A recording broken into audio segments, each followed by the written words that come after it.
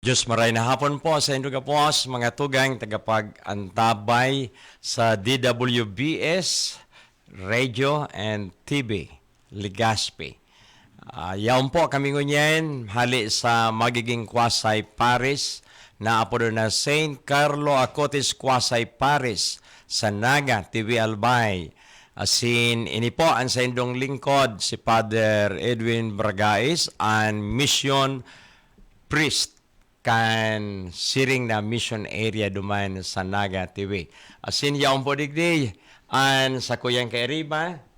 Ako po si Kim. Ako po ang PPC Treasurer kang magiging Kwasay Parish sa Naga. Ako man po si Raquel Salazar, sarong katikista. Ay, thank you po, Tia Raquel, dangan Kim, sa pag-ibasa ko. Nilulita sa maabot po na Oktubre 12, alas 4 ng hapon, iyong canonical erection kan samuyang magiging Kwasay Paris. Asin, yaon po tanganing sa tuyang matauan nin pagmidbid ang magiging patron niya mo na si San Carlo Acutis. Kadakol kaya ang naghapot si Isay Maniyan. Nata may backpack, nata taigwang cellphone, nata ta mapormaho, nata ta aki unom pa.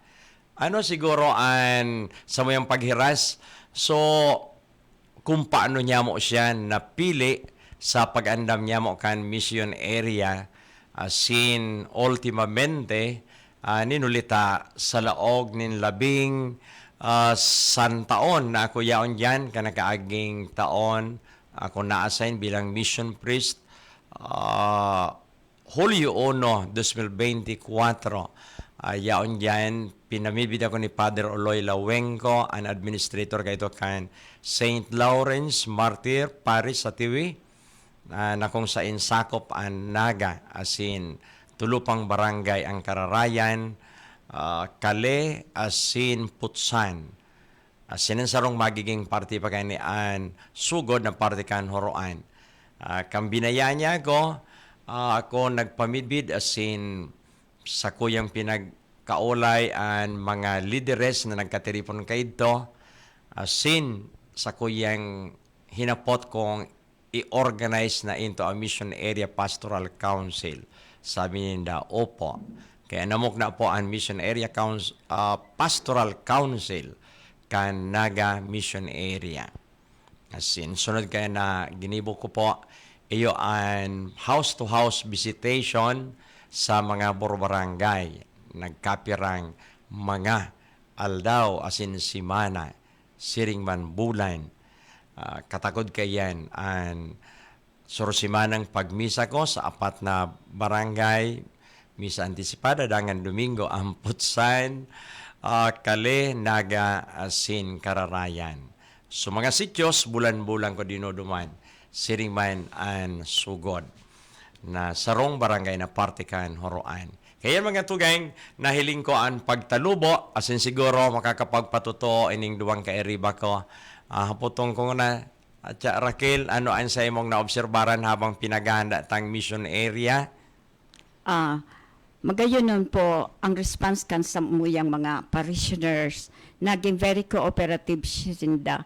Kaya mahiling na malangani mo niyan, ang sa muyang soon to be Kwasay Parish, talagang magayon nun na nag-anduyog ang mga tao duman para mapagayon ang sa muyang Kwasay Church, malangani, na tulos-tulos na ayos sa muyang for the meantime na kumbento. Saka susamoyang imahin na si Carlo Acutis, tulos-tulos igwa po nag-volunteer na magkaigwa kami kang imahinaan sa luwas asin sa laog kan samoyang simbahan. Okay, thank you, Tia Raquel. Si Kim, ano man na obserbaran mo, tanganing kita, madaling naging kandidato ang mission area into Kwasay Paris. Ano sa mga obserbasyon mo po? Siyempre po, Father, nahiling ko man po, so spirituality po kang mga tao duman na permi po na nasa simbahan para sa misa, para sa novena, permi po sindang nakikikooperate mahihiling po sa inda so spirit po na gusto po talaga ninda na magi itong Kwasay Parish po. Opo, puwera kayan, so kooperasyon talaga, tama si Tia Raquel, so sa espiritualidad. Siring man ang ibang mga pastoral work na sinda nagtatarabang sa mga jóvenes, yaon duman sa paglibot-libot ko, house-to-house visitation. Siring man, bako sa na yan, pagkatapos ko kan misa sa mga taga-naga, every time may misa, may pagkakan ako. Di ako nagugutom. As in, mala nga ni, duman ako nag-star, nagali na ako sa sentro, duman sa konbento, as in duman ako nag-star, pinagharat, udan ako mga tugang kikakanon. Kaya nailing ko talaga sa indang dakulang pag-anluyog, pagriparo, pagmangno, bako sana sa ko, kundi so pangangaipokan komunidad. As in kan, sinda mga tugang, hinapot ko, gusto ninong maging Kwasay Paris.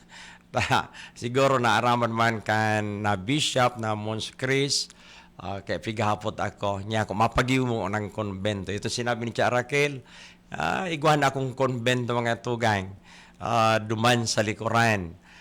Mala nga ni tinawanin daki mga appliances, mga pangangaipo sa kitchen, sa dining room, mga sala set, dining set, may kutsyon, may katurugan ako. Sabi kang iba, garong ngaya kondo. Siguro mga ito, yung simple man sana ito. Niya ako sa mga necessity sana. Ano, Kim? Yes po, Father. Sabi ko din, wifi, dangan TV. Importante, may higdaan na. May kakana na. May lutuan na. Yun mga tugang dangan, may tubig duman. Pinalagan ming water tank, sarong dakulaon sa baba, saro sa taas. O yan mga tugang, kaya nagsurat po ako kay sa tuyang Senior Obispo, Kimos Reverend Joel J. Bailon, sa tuyang namumutan, may guson na obispo. As in, inaproban niya in principle, pero sabi niya, dangan ni Mons Chris, ang Vicar General for Administrator, na dapat ngaya canonized na si San Carlo Acutis. Iyo po yan ang paborito ko. Tadibote na ako ni San Carlo Acutis. Pinag-recommend ko siya. Dangan saro pang alternatibo na maging patron si Jesus Nazareno. Pero sabi ni Bishop dangan Mons Chris, si Blessed Carlo Acutis. Taka ito, dai pa siya canonized. Supposed to be April 29, kaining taon 2025. Siya mga tugang i-canonize, pero nagadamagaan di ponto na Papa Francisco. Kaya na postpone ang canonization niya. Ginibo ka naging Santo Papa ang presente, si Papa Leon ika-14, sabi niya September 7. So September 7, mga tugang, habang nagtatapos ang canonization, si Father Chem ang may gusuntang Chancellor Secretary sa mandato ni Senior Obispo Most Reverend Joel J. Bailon, nagpaluwas kay circular. Mga around 6:30 kan September 7. Nabasa ko 8:30, pero nagkairinotan ako mga parishioners ko ni Tia Raquel dangan ni Kim. Nag-post na sinda sa Facebook nindang account na saka ko naaraman late akong 2 hours may mga misa ako kay ito.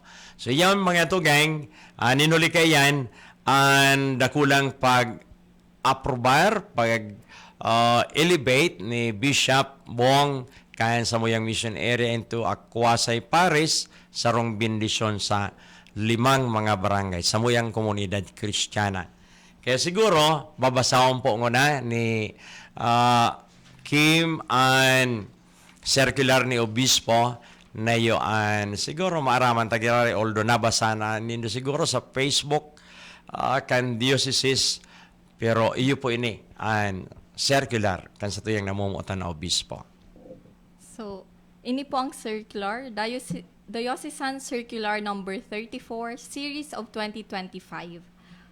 To all clergy, religious, and lay faithful, elevation of the Mission Church in Nagatiwi into St. Carlo Acutis, Kwasay Parish. Dear brothers and sisters in Christ, following the joyful canonization of Blessed Carlo Acutis earlier today in Rome, I am delighted to share with you a grace-filled development for our local church. By divine providence and in celebration of our saint, our mission church in Nagatiwi, established on July 1, 2024, will be elevated to the status of a quasi-parish to be named St. Carlo Acutis Quasi-Parish. This elevation will take place on Sunday, October 12, 2025, the feast day of St. Carlo at 4 p.m. The new quasi-parish will cover the barangays of Cararayan, Putsan, Sugod, Cale, and Naga, which will serve as the seat of the quasi-parish. It will also include the sitios of Nahulugan, Panal, Banhaw, Santo Cristo, Ogon, Kapantagan, and Ibong. The raising of this community into a quasi-parish is both a recognition of its growth and maturity, and an encouragement for its continued mission. Since its beginning last year, the faithful of this area have shown spiritual vibrancy and pastoral dynamism, meriting canonical recognition.